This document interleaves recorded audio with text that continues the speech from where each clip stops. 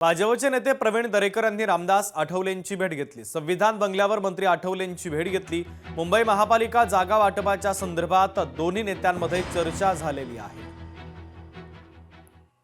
तर निवडणुका म्हटल्यावर तुम्हाला माहिती आहे शेवटच्या क्षणापर्यंत बोलणी चालू असतात। 3 पक्ष आहेत, RPI आहे, अनेक घटक त्या ठिकाणी असतात आणि एका जागेवर अनेक इच्छुक अनेक पक्ष असल्याने थोडा वेळ लागतो। परंतु महायुती आम्ही घट्ट आहोत, एकत्रित आहोत।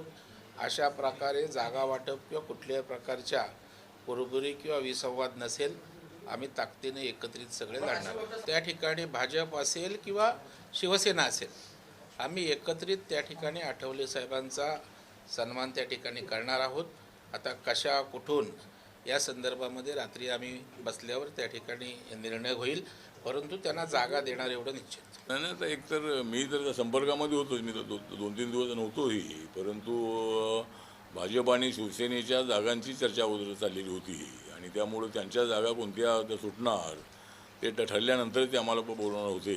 पण अद्याप बोलावलं नाही गोष्ट खरी आहे। पण RPIची यादी जी मी आता सांगितली ती यादी त्यांच्याकडे पोचवलेली आहे आणि त्याच्यातल्या एवढ्या जागा मिळाव्यात अशी आपली अपेक्षा आहे। मला वाटतं की आज किंवा उद्या ते आम्हाला बोलावतील आणि RPIला कोणत्या जागा सोडणारी आम्हाला कळेल। 24 तासांमध्ये युतीच्या संदर्भात निर्णय घ्या, नाही तर स्वतंत्र निर्णय घेऊ। प्रताप सरनाईकांनी आता भाजपला अल्टिमेटम दिला। मीरा भाईंदरमध्ये भाजप शिवसेना युतीचा तिढा अद्यापही कायम आहे आणि ठाण्याच्या धर्तीवर इथेही महायुती व्हावी असा मी प्रस्ताव दिलेला आहे। तर त्यांनी मला सांगितलं की ठीक आहे, मी सांगतो म्हणून। त्यामुळे मला असं वाटतं की त्यांचा जो काय निर्णय आहे तो निर्णय 24 तासामध्ये देणं अपेक्षित आहे।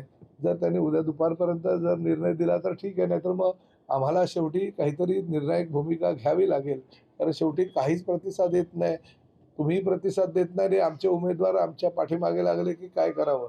तर 24 तासामध्ये जर काही त्यांनी प्रतिसाद दिला नाही तर आम्हाला आमचा निर्णय काय तो आहे तो निर्णय घ्यावा लागेल। अशा पद्धतीनं मी आता त्यांना निरोप देतोय।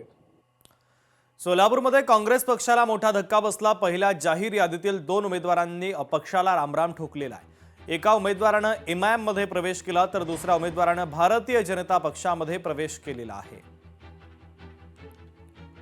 मी माझा पक्ष प्रवेश आता अनवर सादात साहेबांच्या आणि शाबरी साहेबांच्या हस्ते झालेला आहे आणि बाकीचे काही डिटेल्स असतील म्हणजे तुम्हाला जर अधिकृत असेल तर तुम्ही 4 वाजता त्याच्या संदर्भात तुमच्याशी प्रेस घेऊन सांगा।